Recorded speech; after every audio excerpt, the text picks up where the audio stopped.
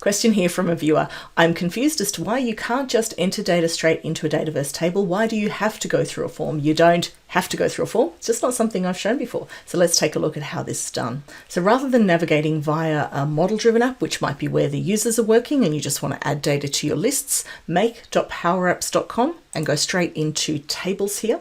You'll get a list of the tables. I've got my asset management here. Let's say I want to add a whole lot of new assets all at once without going via an app.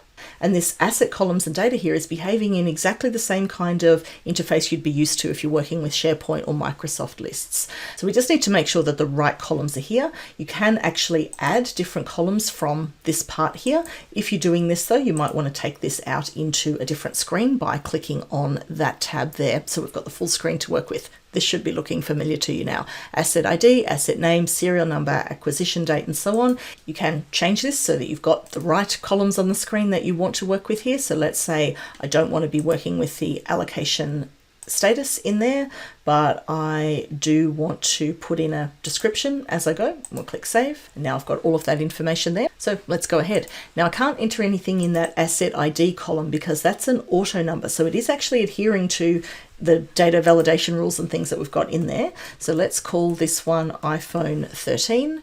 We will put the serial number in here. Now you'll see as I've clicked away, it's actually organized to put in the auto number for me. Let's put the serial number in there. We can enter or pick a date of when that was acquired, choose from the drop-down list of options. That's obviously not a laptop. Let's make that a phone. And then I can put the description in there as well. I won't bother doing that. And now I can go ahead and add another one. So let's say this is a Samsung Galaxy. And then just tab by tab, I can go across the rows and enter the data. So there you go. You can enter your data exactly the same experience as you'd be used to with SharePoint or Microsoft lists directly into Dataverse. You don't actually need a model-driven app on top of this at all, if that is how you prefer to work. Thank you for the question. Any other questions you've got about model-driven apps, pop them here and I'd be very happy to answer. Thanks for watching.